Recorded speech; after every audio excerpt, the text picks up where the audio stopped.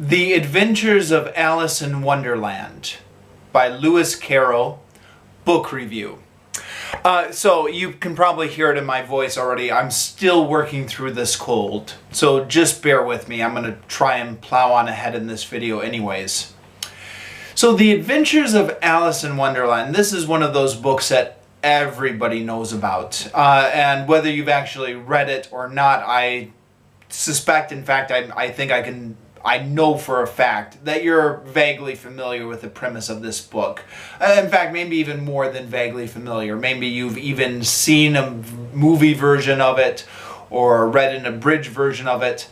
As a child, I was exposed to this book. I mean, I didn't read the book as a child, but I was exposed to the story in numerous forms, in numerous ways. There was the Disney version, of course, which loomed big in my childhood.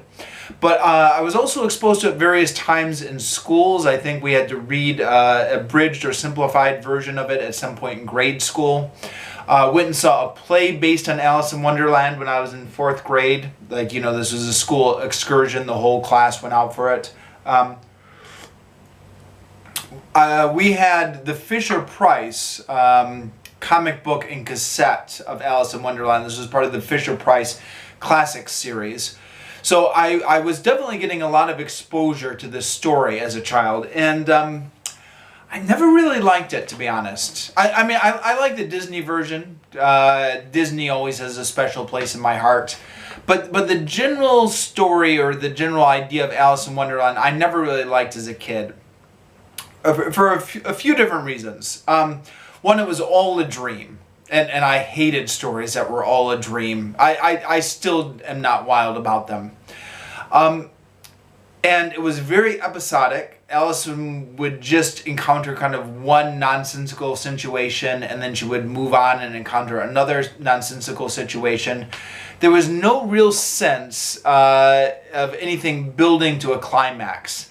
I mean, I guess in the Disney version they put in a climax, but you know, in the story originally, there was just episode after episode.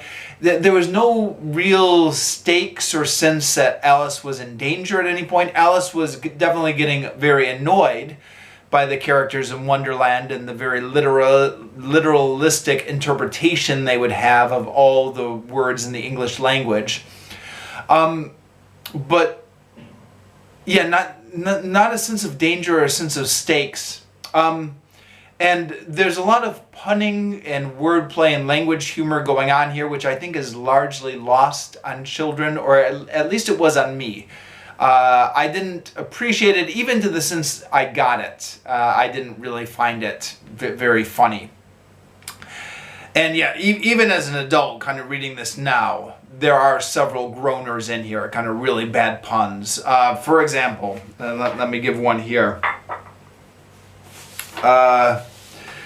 They got done with the story about a witling and a porpoise. And Alice said, "If I'd been the witling," said Alice, whose thoughts were still running on the song, "I'd have said to the porpoise, 'Keep back, please. We don't want you with us.'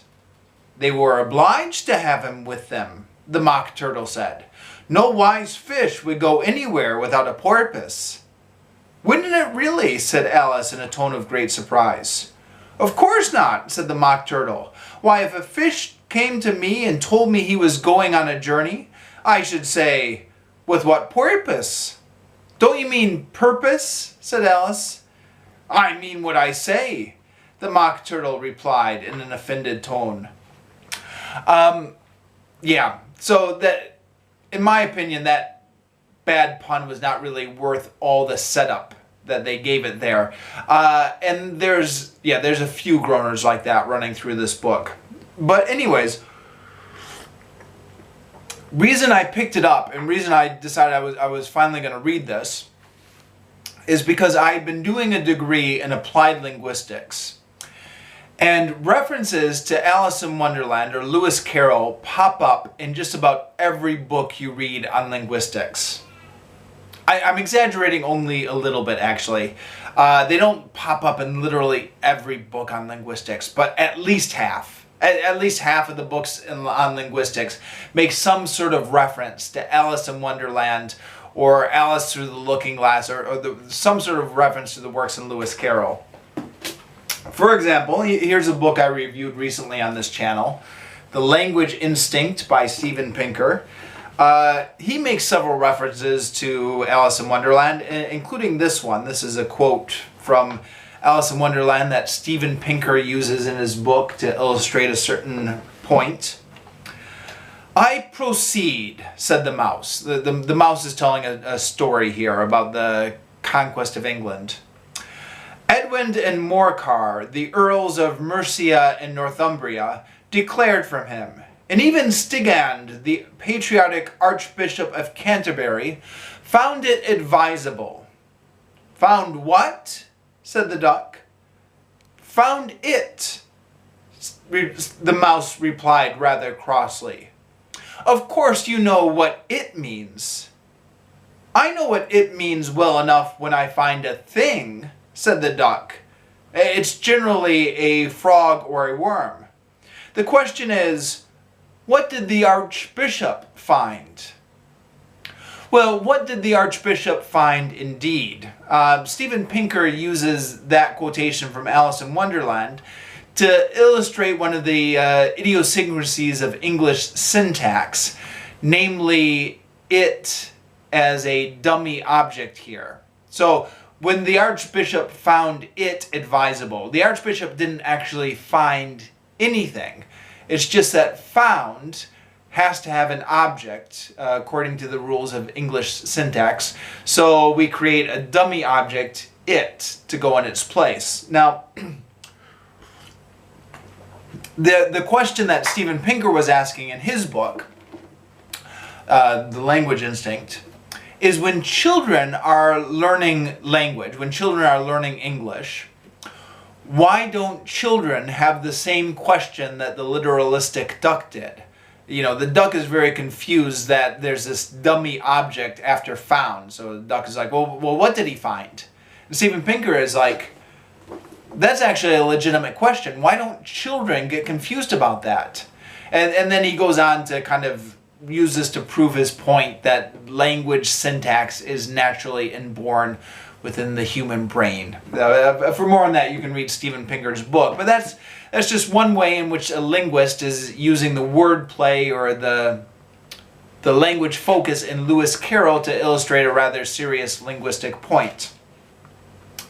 So after coming across a few of these extended quotations from Lewis Carroll in the various books on linguistics I've been reading, I decided it was probably time to read Alice in Wonderland for myself.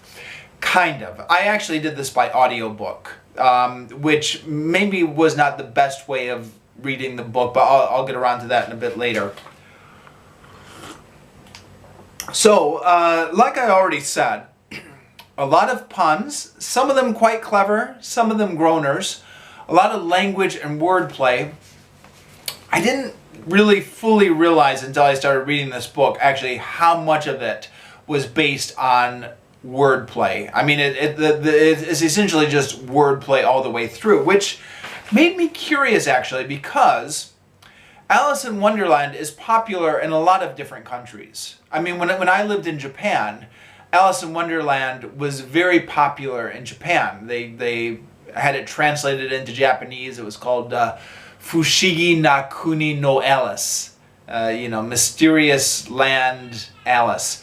And I never really, I never read the book when I was living in Japan, so I never asked the question at the time, but having read it now, I'm thinking, how in the world did they translate this into Japanese? I mean, how did they translate this into any language? It's just a whole bunch of wordplay and puns. How does this book get translated? And yet it does. I mean, it's very popular in Japan in translation. I think it's very popular in several countries in translation.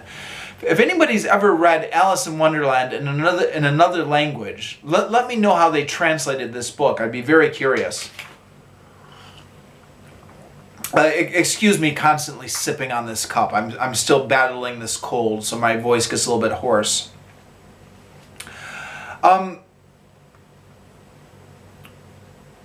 Yeah, there were some sections of this book which I was reading it and I was like, It's kind of stupid. There's not much of a joke there. For example, this is quoting from the book.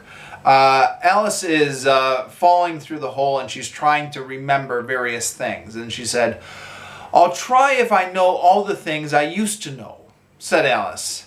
"Let me see. 4 times 5 is 12. And 4 times 6 is 13. And 4 times 7 is... Oh dear, I shall never get to 20 at that rate. However, the multiplication table doesn't signify. Let's try geography." Now, when I was listening to this on the audiobook, I thought, well, that's not funny. That's just random, stupid stuff. But I looked this up on Wikipedia, and actually Wikipedia explains it. According to Wikipedia, this explains the representation of numbers using different bases and positional numeral systems. 4 times 5 equals 12 in base 18 notation. 4 times 6 equals 13 in base 21 notation. And 4 times 7 could be 14 in base 24 notation. Continuing this sequence, going up 3 bases each time, the result will continue to be less than 20 in the corresponding base notation. After 19, the product will be 1A and then 1B and 1C, 1D, and so on. Which is why Alice says, "Oh, I shall never get to 20 at that rate." In other words, it's an in-joke for people who know mathematics. Went right over my head. I think a lot of this stuff went right over my head. As well as a lot of the nonsense poems. For example, there's a poem in Alice in Wonderland, which maybe you might have heard, even if you haven't read the book, because it frequently gets excerpted in poetry collections and stuff like that. "You are old, Father William," which is a series of verses in which a young man tells Father William, "You're really old, shouldn't you act more dignified instead of standing on your head or doing all this crazy stuff?" And I read it or listened to it was going through this book, and it was all right, but I thought it's not the funniest thing ever. But then I found out that this poem was actually a parody of a well-known poem at the time called "The Old Man's Comforts and How He Found Them," which is a sanctimonious, unironic poem about this old man telling this young man why he's so happy in old age because he lived such a virtuous life. So Lewis Carroll has taken this rather sanctimonious, unironic poem and just made it ridiculous. And I think most of the poems actually in Alice in Wonderland are parodies of other poems. Then once I realized it was a parody, I thought, oh, well, okay, actually this is kind of funny. And it is rather clever. So it's just kind of getting clued into those types of things helped me appreciate the book more, and I'm sure there's a million other things where I still haven't caught or still went over my head. Which brings me to the recommendation. I don't recommend you do this book as an audiobook like I did. I was in a bookstore, and I didn't buy it. I wish I would have bought it, but I didn't buy it. The Annotated Alice, which is Alice in Wonderland where everything is footnoted. So you get all the jokes, you get all the references, you get all the explanations of what's a mathematical sequence that they're referencing and stuff like that. If I was to ever read this book again, I think I would seek out or buy the Annotated Alice. Because as it was, I think a lot of these jokes or references I just wasn't catching. Okay, I'm going to leave it there. Just 2 more observations. Observation number 1. For whatever this is worth, I'm not sure the characterization of Alice in this book was entirely consistent. She seemed to be very childlike and naive at some times, and very adult-like and intelligent at others. It seemed to me that in any given situation, she just had whatever reaction was necessary to set up the joke or set up the pun. Maybe I'm being too harsh. Observation number 2, I was somewhat surprised to find out that a lot of the iconic characters I associate with Alice in Wonderland were not in this book. Tweedledee and Tweedledum, the Walrus and the Carpenter, etc. I looked it up on Wikipedia. It turns out that they are all from the sequel book, Alice Through the Looking Glass, which I have not yet read, but maybe I'll get around to someday. You know what I'm probably overdue to do, is to just get a hold of the annotated Alice and reread Alice in Wonderland, and then go on and read Alice Through the Looking Glass also in annotated form. So in closing, yeah, there's some clever wordplay going on here. There's some not so clever wordplay going on here, and there's just all bunch of stuff that went over my head and I didn't even realize it. I'd recommend you get the annotated version if you're going to do this book. And yeah, I guess I'd recommend it, to sum up.